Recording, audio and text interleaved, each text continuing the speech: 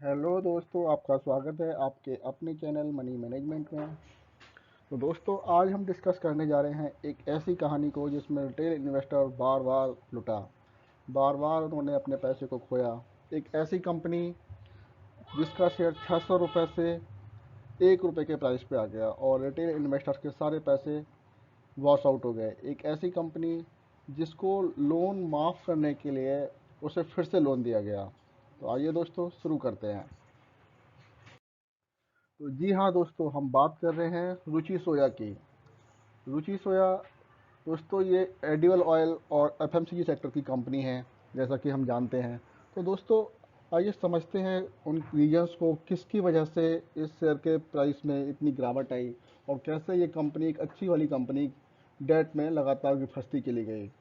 तो दोस्तों, ये शुरुआत होती है इसकी 2011 से। 2011 से रुचि सोया के ट्रेजिक स्टोरी की शुरुआत होती है, जब इंडोनेशिया ने एक अलग से चार्जेस लगाना शुरू किया, कस्टम ड्यूटी बढ़ा दी थी और उसकी वजह से एडिबल जो प्राइस थे वो लगातार बढ़ते जा रहे थे। इसकी वजह से रुचि सोया के जो मार्जिन्स थे वो लगातार गिरने शुरू हो गए और इनके जो प्रॉफिट थे वो लगातार डिक्रीज होना शुरू हो गए। जैसा कि आप देख रहे हैं, जो 2011 में 225 करोड़ का प्रॉफिट था वो 12 में आपका 87 करोड़ का हो गया। उसके बाद लगातार कॉन्टिन्यूसली डिप होना स्टार्ट हो गया। इसके कुछ और भी रीजन थे जो मैंने आपके सामने लगा रखे हैं। एक जो ड्रॉट की समस्या आई थी, एक सूखा आया था 2013-14 में, उसने भी जो इसके रॉ मटेरियल है सरसों, उसके प्राइस बहुत तेज़ी से ऊपर गए थे और उसकी वजह से भी इनके मार्जिन्स लगातार कम होते गए। और 2016 आते आते ये सिचुएशन हो गई कि ये कंपनी जो प्रॉफिट में थी वो लॉस में आना शुरू हो गई और 2018 में इसने 6000 करोड़ का लॉस दिखाया। ये वो टाइम था जब जो लैंडर्स थे, जो बैंक्स थे, इन्होंने इसके लिए कोर्ट में घसीट लिया और दिवालिया होने की नौबत आ गई। दोस्तों, अगर आप इसका देखेंगे डेट का, तो आप देखेंगे इलाहाबाद बैंक का 300 करोड़ का डेट था, बैंक ऑफ बड़ौदा का भी 300 करोड़ का डेट था और जो 700 करोड़ का डेट था वो पीएनबी के था। सबसे ज़्यादा एसबीआई 1200 करोड़ का डेट। तो दोस्तों, आप समझ सकते हैं कि किस तरह से लगातार डेट से भरी हुई थी कंपनी और उसके बाद किस तरीके से इसको दिवालियापन से बाहर निकाला गया और उसके बाद किस तरह का प्राइस एक्शन हुआ, आइए वो समझते हैं। दोस्तों, जब ये कंपनी पे इतना डेट हो गया, दिवालिया घोषित की गई थी, तो इसको जो बिडर थे वो दो थे। एक तो अडानी ग्रुप की कंपनी, जो अडानी बिल्मर के नाम से अभी लिस्टेड हुई है, वो हम जानते हैं डिवल प्राइस में, एफएमसीजी में। इसी की तीन कंपनी है जिनका फ्यूचर नाम का एक बहुत अच्छा ब्रांड है। तो दोस्तों, वो थी और दूसरी थी पतंजलि। पतंजलि उस वक्त एक नई नई कंपनी थी बाबा रामदेव की। ये दोनों कंपनियां थी और उसके बाद पतंजलि ने फाइनली इसको अधिग्रहण कर लिया और इसका जो लोन था 8000 करोड़ का टोटल उस टाइम पे, उसका सिर्फ 4000 करोड़ देने का वादा किया। 4000 करोड़ का जो लोन था वो बैंकों ने राइट ऑफ कर दिया। दोस्तों, जैसा कि आप देख रहे हैं कि जो राइटेड ऑफ था येलो कलर में, आप ग्राफ में देख सकते हैं, वो बैंकों ने कितना किया। 933 करोड़ एसबीआई ने राइट ऑफ किया, बैंक ऑफ बड़ौदा ने 121 करोड़ का लोन राइट ऑफ किया, 346 करोड़ पीएनबी ने। इस तरह से पांचों बैंकों ने जो उसका लोन था वो आधा लोन यानी कि 8000 करोड़ का 4000 करोड़ राइट ऑफ कर दिया और केवल 4000 करोड़ ही बाबा रामदेव को पे करने पड़े। और उसमें भी देखिए खेल क्या हुआ, उसमें भी खेल ये हुआ कि बाबा रामदेव के पास देने के लिए पैसे नहीं थे। उन्होंने 1000 करोड़ का फ्रेश लोन उन्हीं कंपनियों से लिया। मीन्स जो कंपनियों का डेट नहीं दे पा रही थी कंपनी, उसी कंपनी के लिए 1000 करोड़ का लोन बैंकों ने और दिया और 3000 करोड़ रुपए बाबा रामदेव की कंपनी पतंजलि ने 99% अपना जो स्टेक था वो बैंकों के लिए गिरवी रख दिया। तो दोस्तों, इस तरह से पूरी अगर देखा जाए तो ये मुफ्त में पूरी कंपनी रुचि सोया बाबा रामदेव ने ले ली। और उसके बाद क्या हुआ वो हम नेक्स्ट स्लाइड में देखते हैं। दोस्तों, उसके बाद ये मैंने चार्ट लगाया है, इसको आप आसानी से, ताकि समझ पाएँ किस तरह का प्राइस मूवमेंट हुआ था उसके बाद। तो दोस्तों, जैसा कि आप देख पा रहे हैं, जो 2019 में रुचि सोया का प्राइस 600 रुपये था, इसका शेयर का प्राइस जो लगातार घटते घटते घटते घटते ऑलमोस्ट जीरो हो गया। अगर आप जनवरी 2020 की बात करते हैं तो ऑलमोस्ट 2030 में ये जीरो हो गया, सारी की सारी इक्विटी जीरो कर दी गई। बाबा रामदेव ने 4000 करोड़ में ये कंपनी खरीद ली, जिसमें 3000 करोड़ में इन्होंने 99% स्टेक्स बैंकों को गिरवी रख दिया और 1000 करोड़ का नया कर्जा ले लिया। और ये कंपनी दोस्तों 3 रुपये में लिस्टेड हो गई। ₹3 पर शेयर के हिसाब से लिस्ट हो गई। और 2020 में सबसे बड़ा मिरेकल अगर किसी कंपनी ने किया तो वो रुचि सोया थी। ₹3 का शेयर, ये देखिए दोस्तों चार्ट इसका, ₹3 का शेयर ₹1580 तक पहुंच गया। ₹3 का शेयर ₹1580 का पहुंच गया और इसने 8800% का एक ज़बरदस्त रिटर्न दिया। ऐसा रिटर्न जो एक अकल्पनीय था, वो रिटर्न रुचि सोया ने दिया। तो दोस्तों यहाँ पर अगर आप देखें तो ₹600 में जो लोग फंसे हुए थे शेयर में, वो कौन थे? Retail investors. और उनके प्राइस शेयर की वैल्यू हो गई जीरो।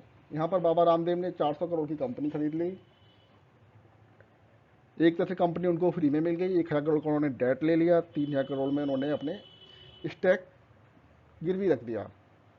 अब होता क्या है, इसका प्राइस लगातार बढ़ने का रीजन क्या है? तो ये जो एक रीजन दिया हुआ है आप देख सकते हैं इसको। मैंने जो सारा डेटा लिया है वो investing.com से लिया है, आप वहाँ भी जाके चेक कर सकते हैं ऑथेंटिकेशन के लिए। तो दोस्तों जो इसका पॉसिबल रीजन दिया है वो ये है कि बाबा रामदेव ने 99% जो शेयर थे वो लॉक हो गए थे, क्योंकि उनको उन्होंने गिरवी रख दिया, उनको वो बेच भी नहीं सकते थे। और जो 1% शेयर बचे हुए थे वो ही फ्लोटिंग शेयर थे। मीन्स जो फ्लोटिंग शेयर थे वो काफ़ी कम हो गए थे, जिनके पास शेयर थे वो बेचना नहीं चाह रहे थे। और एक तरह से इलिक्विड स्टॉक हो गया था और इसमें फिर लगातार अपर प्रॉफिट लगे थे। तो हुआ ये कि इसको लेने वाले बहुत सारे लोग थे और बेचना कोई नहीं चाहता था। तो इस तरह ये ₹3 का शेयर एक साल में ₹1500 का हो गया। और उसके बाद में इसमें हल्के हल्के गिरावट आई और ये 800-900 रुपये के आसपास इसने स्टेबल हुआ। दोस्तों ये सब चीज़ें मैं आपको क्यों बता रहा हूँ, ये इसका लाने के पीछे रीजन क्या है?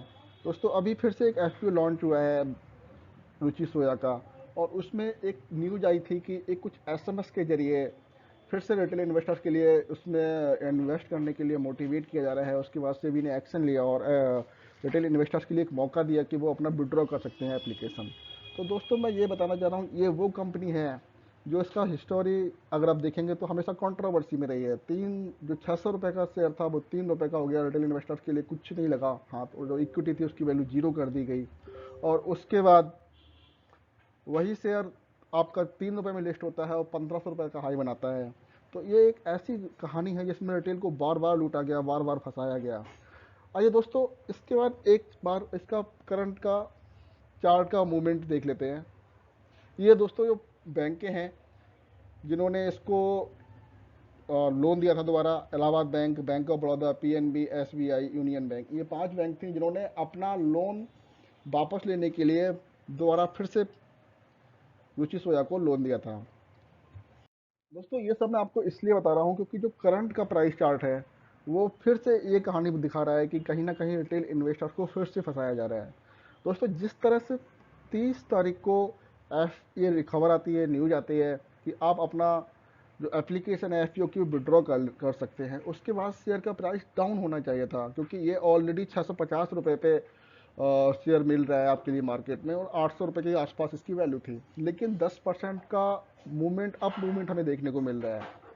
तो दोस्तों कहीं ना कहीं ये कोशिश है की गई थी, जो जो मेरी समझ में आ रहा है, मैं गलत भी हो सकता हूँ, कि जो रिटेल इन्वेस्टर्स है वो इसको इस शेयर के प्राइस के मूवमेंट को देख के जो उसका मन में ये इच्छा है कि उसको वापस ले ले, वो एप्लीकेशन को वो वापस ना ले। तो एक बार फिर से फंसाने की कोशिश की जा रही थी दोस्तों कि आप 10% का अप मूवमेंट किसी भी तरीके से, मैं ये नहीं कह सकता किस तरह से किया गया, लेकिन ये जो मेरी समझ में आ रहा है वो कहीं ना कहीं मैनिपुलेशन था रिटेल इन्वेस्टर्स को फंसाने के लिए। एक बार फिर से जाल फेंका गया कि भाई अब आप अपना एफ से वापस मत लीजिए, शेयर का प्राइस ₹950 है, आपको ₹300 डिस्काउंट पे मिल रहा है। आर्टिफिशियल मूवमेंट शेयर का प्राइस का जो मुझे लगता है वो दिखाया गया 30 मार्च को जानबूझ के, ताकि रिटेल इन्वेस्टर्स अपने एप्लीकेशंस को वापस ना लें। टेक्निकली यही होना था कि इस प्राइस को नीचे और जाना था, लेकिन ये मैनिपुलेट किया गया। तो दोस्तों आप इसमें अपना अगर कोई इन्वेस्ट करना चाह रहे हैं तो आप ज़रूर कोई एक अपने इन्वेस्टर से राय लें, अपने जो फाइनेंशियल एडवाइज़र हैं, क्योंकि ये एक ऐसा स्टॉक है जिसमें रिटेल इन्वेस्टर्स ने हमेशा अपना पैसा गंवाया है। कुछ लोगों ने यहाँ टॉप में खरीद लिया था और उसके बाद में आप देख सकते हैं किस तरह से ये प्राइस नीचे आया था। तो यहाँ पर भी रिटेल इन्वेस्टर फंसे थे। जब ₹600 का प्राइस था और वो ₹3 का हुआ था तो वहाँ भी रिटेल इन्वेस्टर्स ही फंसे थे।